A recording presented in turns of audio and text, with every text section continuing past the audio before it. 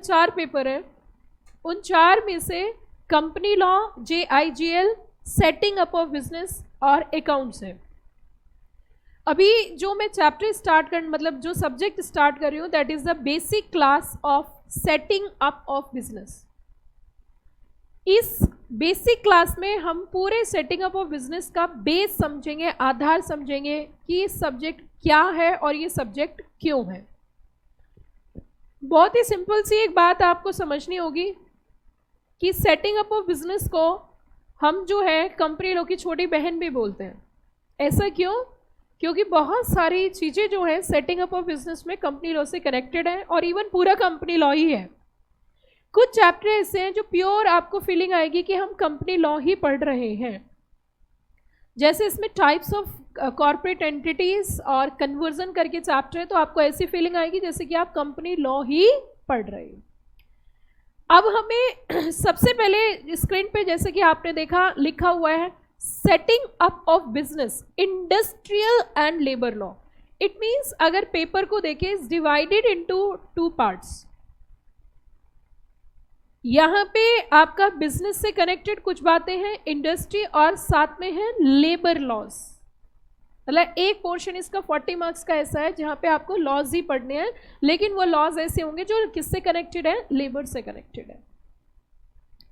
अब मुद्दा ये उठता है कि जब हम लेबर लॉज की बात करते हैं, हम लॉज की बात करते हैं, तो आप बता सकते हैं कानून क्यों बनाया जाता है, कानून बनाने का उद्देश्य क्या होता है और कानून किसके लिए बनाए जाते हैं। सबसे पहली चीज, कानून जो है वो समाज के लिए बनाए जाते हैं, सोसाइटी के लिए। क्यों बनाए जाते हैं? सोसाइटी को प्रोटेक्ट करने के लिए, रेगुलेट करने के लिए। और जब भी कभी किसी के साथ गलत होता है तो वो क्या बोलता है कि मेरे साथ गलत हुआ है, तो वो कहाँ जाएगा, कोर्ट जाएगा, और कोर्ट में जाके क्या बोलेगा, मुझे न्याय चाहिए। और बाद में बोलता है कि मुझे अपने देश की न्यायिक प्रक्रिया पर पूरा विश्वास है, पूरा भरोसा है। भाई और बहनों, 2 तरीके के भगवान होते हैं। अब आप पूछोगे मैम टाइप्स ऑफ गॉड भी होते हैं? यस, एक है ऊपर वाला भगवान और एक है नीचे वाला भगवान। ऊपर वाला भगवान जब चाहता है, जिसे चाहता है, जो कुछ भी करना चाहता है वो कर सकता है। इसी प्रकार से एक नीचे वाले भगवान है जो जब चाहे, जैसे चाहे, किसी भी व्यक्ति को सजाए मौत दे सकते हैं। अब अगर हम बात करें सजाए मौत की, तो आपने बहुत सुना होगा point to be noted my Lord. सुना है आपने कोर्ट के अंदर point to be noted my Lord, the word is used point to be noted my Lord. जब हम माय लॉर्ड की बात करते हैं, इसका मतलब कोर्ट में जो हमारे जजेस हैं उनको भी भगवान का दर्जा दिया गया है। लेकिन यहां पे जो हम बात करने जा रहे हैं इस पेपर की, इस पेपर का ऑब्जेक्टिव क्या है? Why institute incorporate this chapter, this subject in your syllabus. क्या चाहती है आपसे? उन्होंने कहा एक व्यक्ति को वैट का GST का रजिस्ट्रेशन कराना है, फैक्ट्री स्टार्ट करनी है, फैक्ट्री स्टार्ट करने के लिए एनवायरमेंटल लॉज के तहत उसे लाइसेंसिंग लेनी है, किसी को होटल का बिजनेस करना है, किसी को डेयरी फार्म का बिजनेस करना है। आप उनको सिखाओगे कब, कैसे और किस तरीके से बिजनेस करना चाहिए, किस फॉर्म में बिजनेस करना चाहिए। और अगर आपको वो बिजनेस सेट अप करना है, अगर आपको वो बिजनेस सेट अप करना है, तो उसके लिए क्या क्या रजिस्ट्रेशन चाहिए, क्या क्या फॉर्मेलिटीज है, कौन कौन से लॉज का तुम्हें पालन करना पड़ेगा, वो तमाम जानकारी मिलेगी आपको इस सब्जेक्ट के अंदर। तो यहां पे बोला था subject setting up of business industry and labour law bridges the knowledge between business formation laws, labour welfare legislation. बच्चों, अगर मैं इंडिया की बात करूं तो हमारे देश के अंदर मजदूरों के साथ, गरीबों के साथ बहुत अत्याचार होता था। इट मीन्स आप यहां तक समझिए कि बंधुआ मजदूर रखे जाते थे। बंधुआ मजदूर मतलब फोर्स्ड लेबर, और उनको कोई पगार नहीं मिलती थी। तुझे यही काम करना है, तेरे बच्चे को यही काम करना है, कि सर मुझे पैसे चाहिए, नहीं मिलेगा। क्या चाहिए, क्या मिलेगा? तो खाना खाना है सर, खाना खाना है ना, चावल लेके जा, दाल लेके जा, बट तुझे पैसे नहीं मिलेंगे। इस स्थिति में, ऐसी सिचुएशन में अगर कोई व्यक्ति काम करेगा और इन रिटर्न कुछ फिक्स ही नहीं है कि उसे मिलेगा क्या और मिलेगा कब, क्या वो लंबे समय तक काम कर पाएगा बच्चों? Answer is no. इसीलिए जो लेबर काम कर रही है उसके राइट्स को प्रोटेक्ट करना बेहद जरूरी है, क्योंकि अगर इंडिया के अंदर हम लेबर की प्रोटेक्शन नहीं करेंगे तो जगह जगह स्ट्राइक होगी, जगह जगह दंगे होंगे। और आपने छोटे छोटे क्लासेस में फुल फॉर्म पढ़ी होगी, ILO, इंटरनेशनल लेबर ऑर्गेनाइजेशन, जो इंटरनेशनली पूरे विश्व की लेबर ऑर्गेनाइजेशन लेबर्स को मैनेज करती है, उनके राइट्स को ध्यान में रखती है। अगर हमारे देश के अंदर जगह जगह स्ट्राइक होगी, जगह जगह दंगे होंगे, it gives a negative impression to of our country to outside country. यहाँ पे इसका एक बहुत ही बुरा असर पड़ेगा हमारे देश की छवि पर। तो इसीलिए भाई और बहनों, हमारे देश की लेबर के राइट्स को प्रोटेक्ट करने के लिए, चाहे वो वेतन हो, चाहे एक व्यक्ति फैक्ट्री में काम करता है उसका एटमॉस्फेयर हो, वहाँ की साफ सफाई हो, वहाँ पे मिलने वाला खाना हो, वहाँ पे शिफ्ट का टाइम हो, एक टाइम से ज़्यादा काम करेगा तो ओवर टाइम हो, उसको एक समय पे टाइम डिफाइन किया जाए कि उसको सैलरी कब मिलेगी, और भाई और बहनों सैलरी कितनी मिलेगी, वेजेस होगा तो कितना होगा और वेजेस होगा तो कब मिलेगा। इसके लिए हम एक एक्ट पढ़ेंगे, that is to be wages act. Wages act में जो बड़ी समस्या थी उसे सॉल्व किया गया कि अब तक मजदूरों को यह ही नहीं पता था कि उनको वेतन कितना मिलेगा और वेतन कब मिलेगा। तो इट मींस अब ये तो डिफाइन कर दिया गया कि कुछ ऑर्गेनाइजेशन में 7 तारीख और कुछ ऑर्गेनाइजेशन में 10 तारीख को आपको वेजेस मिलेगा। लेकिन आप मुझे एक बात बताइए, अगर एक मेल पर्सन घर से निकलता है और किसी फैक्ट्री में काम करता है और पूरे दिन काम करने के बाद, पूरे महीने काम करने के बाद उसको मात्र 100 रुपए मिलते हैं, तो क्या वो अपना घर चला पाएगा? जब भी किसी व्यक्ति की पत्नी उसको लंच बॉक्स देती है तो वो इस आशा उम्मीद से देती है कि मेरा पति बाहर जाएगा, मेहनत करेगा, काम करेगा और इतने पैसे तो लेके आएगा कि मेरा घर चल सके। आई एम राइट और रॉन्ग?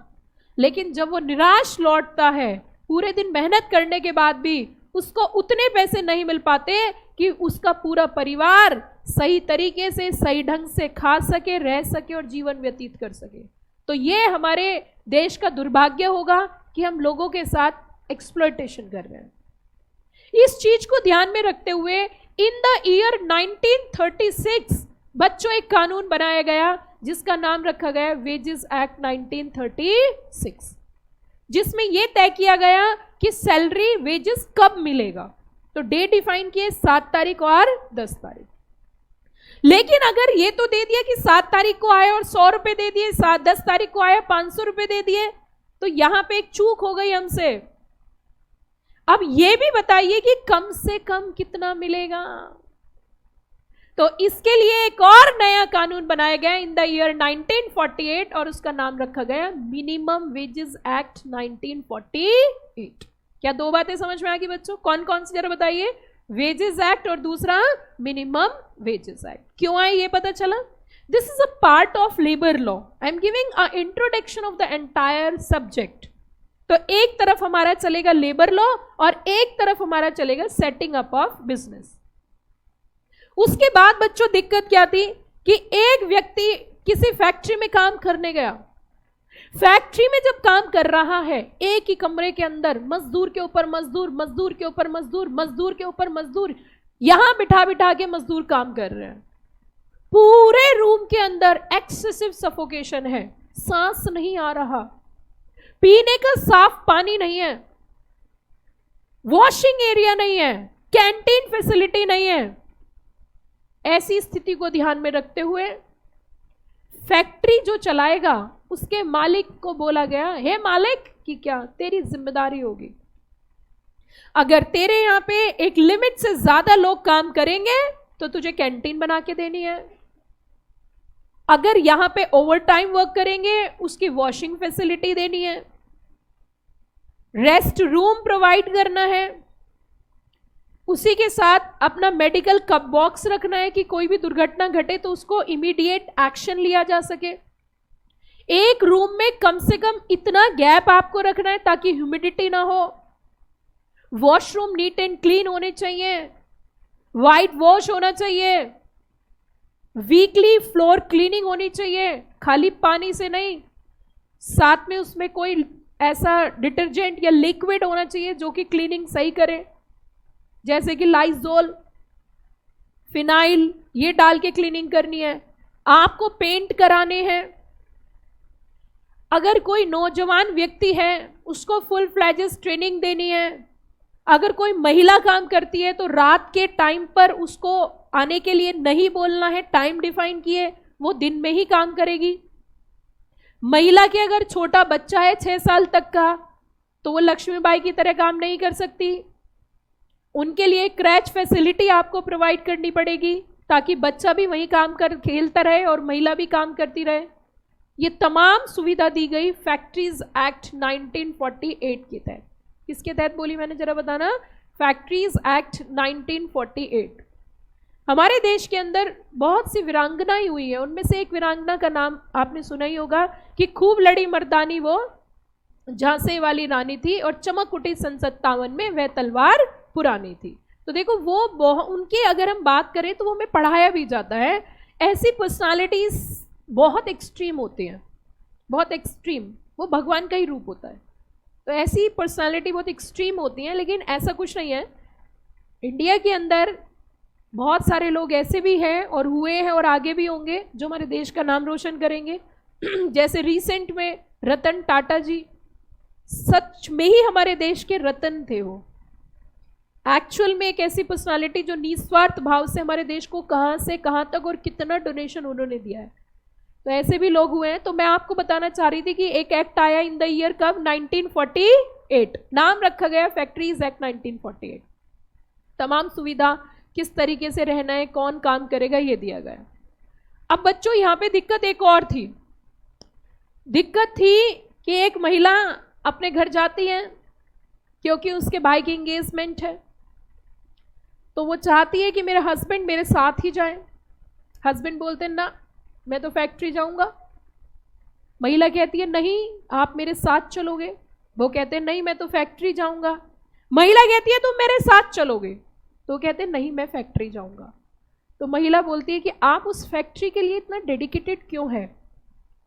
तो वो व्यक्ति बोलता है कि ये फैक्ट्री मेरे लिए बहुत कुछ करती है। तो महिला बोलती है एक बात सुनो कि कल को तुम्हें कोई भी दिक्कत होगी तो काम कौन आएगा? फैक्ट्री या मैं?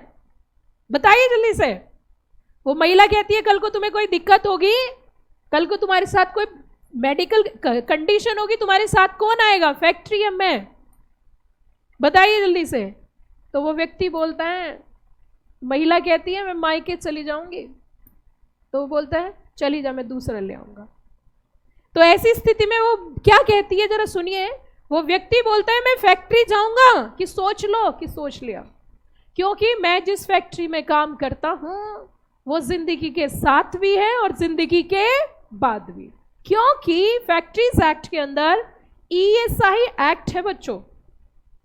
ईएसआई एक्ट 1948 कहता है कि अगर तुम्हारे साथ कोई भी मेडिकल कंडीशन होती है, तुम्हारा एक हाथ टूट जाता है, भगवान न करे एक हाथ कट जाता है, पैर टूट जाता है, पैर कट जाता है, टेंशन मत लेना, आराम से कटवा लेना, क्योंकि ईएसआई एक्ट के तहत कंपनसेशन मिलता है। आप फिजिकली फिट हो तो आपको वेजेस मिल रहा है, आप फिजिकली अनफिट हो तो आपका कोई नहीं है। तो ऐसा नहीं है। इट मीन्स हमारे देश के अंदर लेबर की प्रोटेक्शन करने के लिए कानून बनाया गया जिसका नाम क्या रखा गया? ESI act 1948। क्या कहता है वो? जिंदगी के साथ भी और जिंदगी के बाद भी। अगली बात सुनिए बच्चों, मैंने 3 कानून मजे मजे में बता दिए आपको, चौथा सुनिए। क्या इतनी बात समझ में आई जितना मैं बताना चाह रही हूं? अब सुनो आगे। एक व्यक्ति लगातार 5 साल किसी ऑर्गेनाइजेशन में काम करता है और शिफ्ट नहीं करता। आपने देखा होगा कोई भी व्यक्ति जॉब क्विट क्यों करते हैं, क्या वजह होती है? मैं पहले बता रही हूं, मैं कोई चैप्टर नहीं पढ़ा रही भाई और बहनों, मैं सिर्फ सब्जेक्ट का इंट्रो दे रही हूं और यही सारी चीजें आपको पढ़नी है। आपने देखा कोई भी ऑर्गेनाइजेशन को छोड़कर शिफ्ट क्यों करते, क्विट क्यों करते हैं ऑर्गेनाइजेशन को? क्या पता है आपको क्यों किया जाता है क्विट? क्योंकि ऑर्गेनाइजेशन अच्छा ऑफर देती है, एक जगह 10,000 मिल रहे हैं, दूसरी जगह 12,000, चल छोड़ इसे, ऐसे ही होता है ना। लेकिन अगर एक व्यक्ति एक ऑर्गेनाइजेशन को लगातार कुछ सालों तक, 5 साल या उससे अधिक काम करता है, तो क्या उस व्यक्ति को कुछ एक्स्ट्रा मिलना चाहिए, नहीं मिलना चाहिए? जवाब आना चाहिए सभी बच्चों से, क्या उसको एक्स्ट्रा रिवार्ड मिलना चाहिए, नहीं मिलना चाहिए? क्या उसको कोई गिफ्ट मिलना चाहिए, नहीं मिलना चाहिए? इसी को ध्यान में रखते हुए भाई और बहनों, हमारे यहाँ पे एक लेबर की प्रोटेक्शन के लिए एक कानून आया, ग्रेच्युटी एक्ट। ग्रेच्युटी मतलब गिफ्ट, जो कि आप पढ़ोगे। एक गरीब आदमी जिसकी एक माह की, एक महीने की वेजेस सिर्फ 20,000 रुपए हैं, जिसमें वो अपना घर भी सही तरीके से नहीं चला पा रहा। जब वो फिजिकली फिट है तो बच्चे छोटे हैं। अब जैसे जैसे नौकरी को 20 साल हो गए, उम्र 50 के पार हो गई, ऐसी स्थिति में फिजिकली फिटनेस खराब हो गई तो खर्चे बढ़ गए। पहला खर्चा घर बनाने का। आप यहां पे एक लेबर के पॉइंट ऑफ व्यू से सोचना, एक लेबर की मजबूरी क्या होती होगी? उम्र की सीमा 50 क्रॉस कर रही है, फिजिकल फिटनेस भी खराब हो रही है और खर्चे बढ़ रहे हैं। खर्चा इन द सेंस, पहला बड़ा खर्चा घर बनाने का भाई और बहनों, दूसरा बड़ा खर्चा बच्चों को हायर एजुकेशन का, तीसरा बड़ा खर्चा बच्चों की शादी का। इनकम तो उतनी ही है जितनी पहले थी। अब क्या किया जाए? ऐसी स्थिति को ध्यान में रखते हुए बच्चों एक नियम बनाया गया, एक कानून बनाया गया कि स्टार्टिंग से, पहले दिन से आप जिस ऑर्गेनाइजेशन में काम करोगे उसमें से बड़ा छोटा सा अमाउंट आपकी वेजेस, आपकी सैलरी में से डिडक्ट किया जाएगा और उसको जमा किया जाएगा। और वो आपको कब मिलेगा? जब आपकी जॉब पूरी होगी, और उसे बोलते हैं प्रोविडेंट फंड।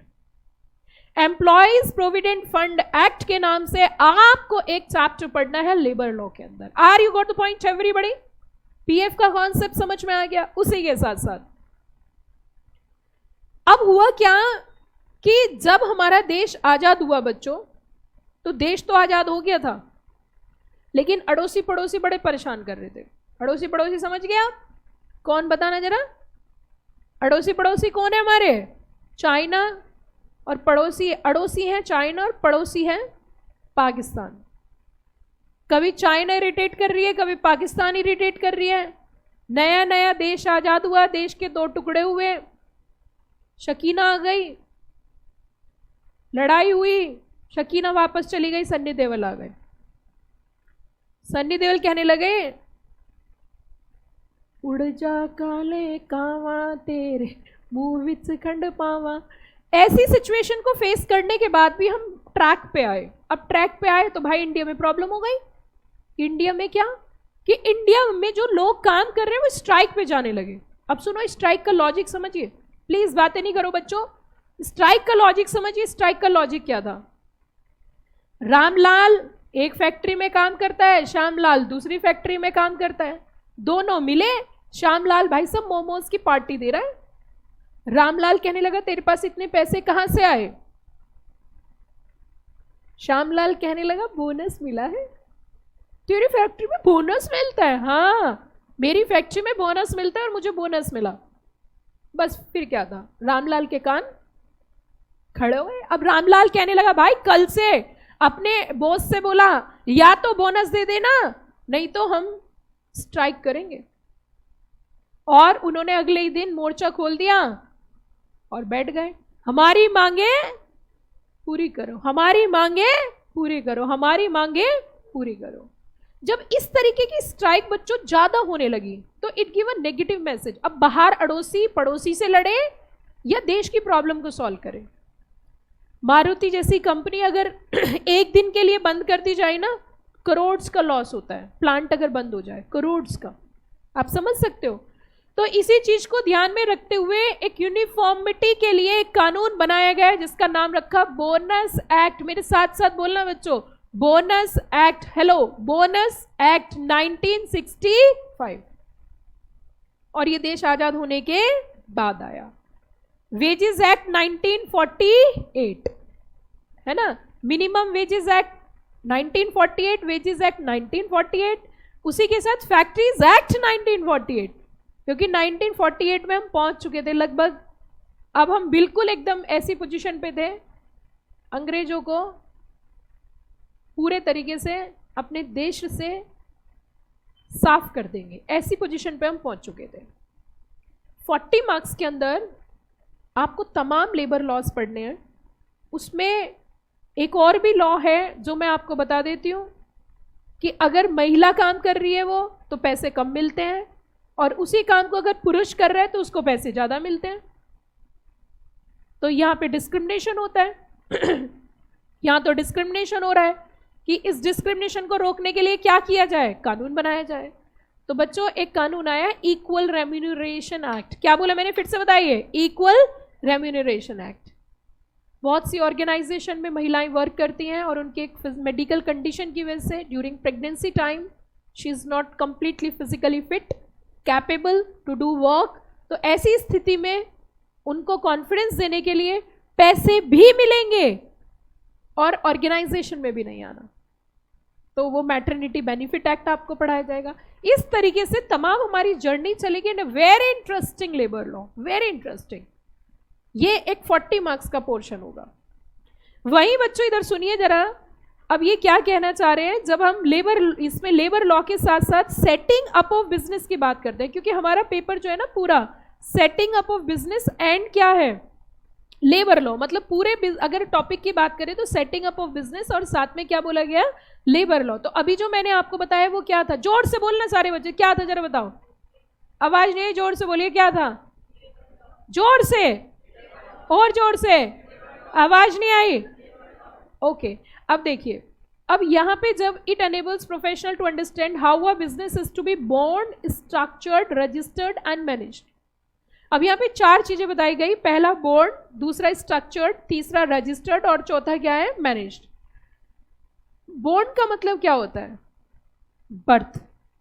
और जो बच्चे मुझसे पढ़ते आ रहे हैं उन्हें बहुत क्लियर होगा कि सबसे पहले हमें डिसाइड करना होगा what is the form of business. Business किस फॉर्म में करना है। ब्यूटी पार्लर की शॉप ओपन करनी है, पब्लिक कंपनी बना देंगे, पब्लिक से फंडिंग लेंगे कि भाई ब्यूटी पार्लर की खुशबू ब्यूटी पार्लर शॉप खोलना है, इसमें हमें फंडिंग चाहिए पब्लिक से।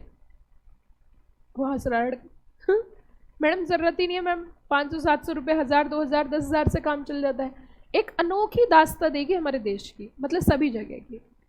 अब देखो जैसे क्या होता है कि महिलाएं जो हैं वो पार्लर जाती हैं रेडी होने के लिए। पार्लर जाने के बाद बड़ा पैसा खर्च होता है, आप पार्लर वाली से बात करोगे तो ऐसा लगता है शहनाज हुसैन वही है, ठीक है, और वो डिमांड करती है 5,000, 3,000, 2,000, कोई दिक्कत नहीं, वो पैसा भी खर्च कर देती है। खर्च करने के बाद पार्लर से जब बाहर आती है वही लड़की तो पूछती है, सबसे पूछती है, मैं कैसी लग रही हूँ यार, तू 7,000 खर्च करके आई, तुझे नहीं पता कैसी लग रही है ना। कॉन्फिडेंस देखिए, पैसे भी खर्च कर दिए और खर्च करने के बाद एक्सपेक्टेशन दूसरों से है। अब मान के चलो किसी ने सच्चाई बता दिया तू बिल्कुल बेकार लग रही है, तो क्या मुंह धो के आएगी, नहीं ना। तो इट मीन्स कॉन्फिडेंस होना चाहिए।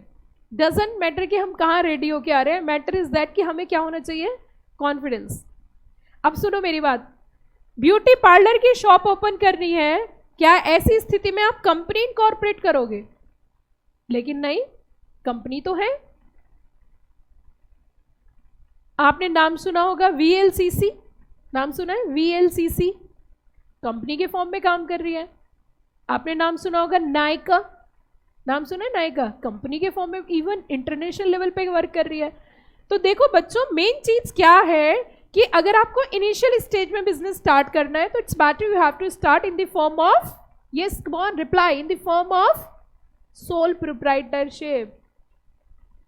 कि अगर प्रॉफिट हुआ तो हमसे बड़ा राजा कोई नहीं, और लॉसेस हुए तो पार्लर का सामान भी चला जाएगा। यही होता है ना सोल प्रोप्राइटरशिप। जैसे जैसे बिजनेस की स्केल बड़ी होती है वैसे वैसे फॉर्म भी बड़ी होती है। Are you got the point everybody. अब देखिए इधर प्रोफेशनल्स, इसका मतलब बोर्ड के लिए आपके यहाँ पे एक चैप्टर आएगा, that is the selection of business organisation. पहले चैप्टर में यही सिखाया जाएगा कि किस फॉर्म में आपको बिजनेस करना है। रजिस्टर्ड, रजिस्ट्रेशन के कॉन्सेप्ट है, चैप्टर का नाम है various initial registrations and licences. जिसमें आपको जिस भी फॉर्म में बिजनेस करना है उसके रजिस्ट्रेशन सिखाए जाएंगे। जीएसटी का रजिस्ट्रेशन है, FSI में रजिस्ट्रेशन कराना है, एनवायरमेंटल रजिस्ट्रेशन कराना है, जिस भी फॉर्म में आप बिजनेस करोगे उसी के अकॉर्डिंग रजिस्ट्रेशन कराने की जरूरत है। जैसे मैं आपको एक एग्जांपल देती हूँ, बेसिकली आज की डेट में एनवायरमेंटल लॉज भी इंपॉर्टेंट रोल प्ले करते हैं। एनवायरमेंटल लॉज मतलब किस तरीके से, वो जरा समझिए। एनवायरमेंटल लॉज कुछ इस तरीके से कि कुछ ऑर्गेनाइजेशन के ऊपर एनवायरमेंटल लॉज अप्लाई होते हैं, और अगर वो कई बार हम ये सोचते हैं environment means what I mean by environment, क्या मतलब होता है एनवायरमेंट का, बता सकता है कोई बच्चा? सराउंडिंग्स, जैसे कि yes, environment is a broader term. Actually environment एक ब्रॉडर टर्म है। It itself cover air, water, land, soil, everything is covered. तो यहाँ पे हमारे देश के अंदर एक एक्ट आया, that is to be environmental act, environmental protection act 1986। और उसका लॉजिक समझिए कि अभी आपने देखा होगा हमारे यहाँ पे लैंड पॉल्यूशन होता है, सॉइल पॉल्यूशन जिसे बोलते हैं, हमारे यहाँ पे एयर पॉल्यूशन होता है, वाटर पॉल्यूशन होता है, लेकिन ये पॉल्यूशन पहले नहीं होता था। पहले एयर पॉल्यूशन नहीं होता था, क्यों? अब आप बोलोगे मैम पहले तो हमारे यहाँ पे फैक्ट्रीज नहीं थी, व्हीकल्स नहीं थे। जैसे कि आपने कोरोना में देखा होगा कितनी क्लीन एयर हो गई थी, क्योंकि फैक्ट्री और व्हीकल सब बंद हो गए थे। तो उस टाइम आपने क्वालिटी ऑफ एयर भी देखी होगी, and quality of Ganga river भी देखा होगा, कितना क्लीन, नीट एंड क्लीन हो गई थी। तो देखो, बात समझने वाली बात यह है कि फॉरेन से कल्चर आया है। हमारे देश के अंदर पहले पॉल्यूशन होता ही नहीं था। हमारे देश के अंदर पॉल्यूशन होना स्टार्ट ही अभी कुछ सालों से हुआ है, जब से हमारे यहाँ पे इंडस्ट्रियलाइजेशन आया है, व्हीकल्स ज़्यादा आए हैं, हम मॉडर्नाइजेशन की तरफ बढ़े हैं। आपने देखा होगा पहले सीरियल, अगर आपने रामायण देखी हो तो उसमें यज्ञ किया जाता था, है ना, बड़े बड़े यज्ञ होते थे, तो उससे भी एनवायरमेंट क्लीन होता था। अब हमने धीरे धीरे धीरे धीरे छोटा सा हवन होने लगा। पहले छोटे हवन नहीं होते थे, बड़े बड़े यज्ञ होते थे, फिर छोटा हवन होने लगा। अब कुछ लोग तो इतनी सी जगह में ही हवन कर लेते हैं, हवन हो गया, ठीक है ना, मेंटल सेटिस्फैक्शन। तो इट मीन्स धीरे धीरे जैसे जैसे हमने चीज़ें चेंजेस करी हैं, वैसे वैसे हमारे यहाँ पे पॉल्यूशन भी आया है। तो अब अगर किसी क्लाइंट को आपके यहाँ पे कोई ऐसी ऑर्गेनाइजेशन स्टार्ट करनी है जो एनवायरमेंटल लॉज के तहत परमिशन लेनी है, तो वहाँ पे आपके पास उन्हें आना ही पड़ेगा और उसका रजिस्ट्रेशन कराना पड़ेगा। एनवायरमेंटल बोर्ड के तहत मैं आपको बता देती हूँ, उसमें दो तरीके के बोर्ड होते हैं। एक सेंट्रल होता है, सेंट्रल पॉल्यूशन कंट्रोल बोर्ड, और एक होता है स्टेट पॉल्यूशन कंट्रोल बोर्ड। उनसे परमिशन लेने के बाद, अप्रूवल लेने के बाद बिजनेस स्टार्ट कर पाते हैं। उसके बाद इन्होंने कहा industrial and labour law environment, regulating employer employ relations, workplace protection, ये मैंने आपको बताया ही। अब यहाँ पे ये देखिए, what is the objective of the subject. Subject का ऑब्जेक्टिव क्या है पढ़ने के पीछे? इन्होंने कहा understanding legal and procedural requirements of business formation. जैसे कि अगर आपको MSME स्टार्ट करनी है, माइक्रो स्मॉल, तो उसका रजिस्ट्रेशन कैसे होगा, कॉर्पोरेट्स का कैसे होगा, फॉरेन कंपनीज कैसे सेटअप होंगी इंडिया में, knowledge of industrial and labour law, ability to draft HR manuals, employment contracts, application, advising on real operational challenges. जैसे मान के चलिए आपका एक क्लाइंट है और वो इंडिया में क्या करना चाहता है, अपना बिजनेस सेटअप करना चाहता है इन द फॉर्म ऑफ कंपनी। तो कंपनीज एक्ट के तहत प्रोसीजरल रिक्वायरमेंट्स होती हैं और उन प्रोसीजरल रिक्वायरमेंट्स को पूरा करना पड़ेगा। और ये किसे पता है? कंपनी सेक्रेटरी को। तो वो प्रोसीजरल रिक्वायरमेंट्स भी क्या करनी पड़ेंगी बच्चों? पूरी करनी पड़ेंगी। तो उसके लिए हेल्प लेनी पड़ती है प्रोफेशनल, वो भी आपको सिखाया जाएगा। Governance and reporting. अब हम बात करते हैं पेपर की। फर्स्ट पार्ट, पहले सारे बच्चे जोरदार ताली बजाओ। 1 2 3, come on, fast fast fast, yes, बहुत ही बढ़िया, बहुत ही अच्छे। देखो बच्चों, होता पता है क्या है, मैं आपको बताऊं। जो पहला सेशन होता है उसमें बच्चा फुल ऑफ एनर्जी रहता है, दूसरे सेशन में भी कुछ ठीक होता है, तीसरे सेशन, अब जब लास्ट सेशन जिसका चलेगा ना, लास्ट सेशन में कुछ स्थिति ऐसी हो जाती है जैसे आपने गन्ने का रस निकलता हुआ देखा। गन्ने वाला पहले एक बार निकलता है, बड़ा सारा निकलता है, फिर दूसरी बार निकालता है, फिर निकलता है, फिर वो तीसरी बार भी निकालता है, चौथी बार नींबू लगा के निकालता है। तो आपकी जो लास्ट क्लास होगी वो भैया नींबू लगा लगा के आपसे से जूस निकालेंगे, क्योंकि आपका मेन जूस तो निकल चुका। अब सुनो मेरी बात, ध्यान दीजिए, please keep quiet. Hello, setting up of business जो है आपका कितने मार्क्स का है? Come on, 60 marks. और इंडस्ट्रियल एंड लेबर लॉ कितने मार्क्स का है? 40 मार्क्स। 40 मार्क्स में जैसे कि मैंने आपको बताया फैक्ट्रीज एक्ट पढ़ना है, मिनिमम वेजेस आपका बोनस है, ग्रेचुटी है, पीएफ है, ईएसआई, ये तमाम कानून पढ़ने हैं। Value added discussion and practical orientation, taxation point of view से आपको अपने क्लाइंट को समझाना है कि किस फॉर्म में बिजनेस करना है। Compliance is burden. अब आपने तो एक रट लगा रखी है, जो भी कोई आपको मिलता है बिजनेस करना है, कंपनी बना लेना, बहुत फायदा है, सेपरेट लीगल एंटिटी है, क्योंकि आपको अपने क्लाइंट बनाने हैं। लेकिन कंपनी में भी कई तरीके की कंपनी होती है कि नहीं होती? बताइए जल्दी से, क्या कंपनी में भी अलग अलग तरीके की कंपनी होती है? अच्छा ये बताओ, क्या जितनी बड़े ऑर्गेनाइजेशन या हम पब्लिक कंपनी की बात होती है, कंप्लायंस ज्यादा या कम? ज्यादा। प्राइवेट कंपनी और ओपीसी और कम, क्योंकि रिलैक्सेशन मिलती है अंडर सेक्शन 462, अंडर सेक्शन 462। किसके पास पावर है? किसके पास पावर है? Central government. This is the connectivity between two papers actually, ठीक है। तो यहां पे हम कह सकते हैं कि compliance is burden, fund raising potential. अब हमें ये देखना होगा कि हमारे बिजनेस किस लेवल पे वर्क करता है, लार्ज स्केल है, स्मॉल स्केल है। अगर लार्ज स्केल है, जैसे मैंने आपको एक एग्जांपल दिया होगा गोलगप्पे वाले का, तो लार्ज स्केल है तो फंड्स की ज़्यादा ज़रूरत है, और स्मॉल स्केल है तो फंड्स की कम ज़रूरत है। ज़्यादा ज़रूरत, it's better you have to raise fund from public and by issuing shares, yes और नो। और कम ज़रूरत है, it's better you have to do business in the form of private company, separate legal entity रहती है। So आगे अगर हम देखें, liability exposure, brand perception, procedure differ for regulated industries, जैसे कि बैंकिंग है, इंश्योरेंस है। आपको मैंने एक सेक्शन नंबर 1 बताया था और सेक्शन नंबर 1 में एप्लीकेबिलिटी सिखाई थी। जैसे जैसे क्लासेस दी आगे बढ़ेगी ना, तो पिछला पढ़ा हुआ कनेक्ट करते जाएंगे। सेक्शन 1 में हमने कहा था कि companies act applicable to all types of company respective of the fact, अगर बैंकिंग कंपनी है और उसका बैंकिंग रेगुलेशन एक्ट के प्रोविजन है और उनके साथ अगर कॉन्ट्राडिक्ट हो रहा है तो नहीं अप्लाई करेंगे, अदरवाइज अप्लाई करेंगे। तो वही उन्होंने बोला कि प्रोसीजर डिफरेंट होता है, किसका? बैंकिंग का बैंकिंग एक्ट, इंश्योरेंस का इंश्योरेंस एक्ट, एनबीएफसी का एनबीएफसी, फार्मा, टेलीकॉम।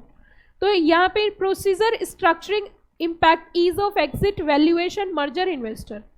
दूसरा पार्ट हम पढ़ेंगे बच्चों कौन सा? Industrial and labour law.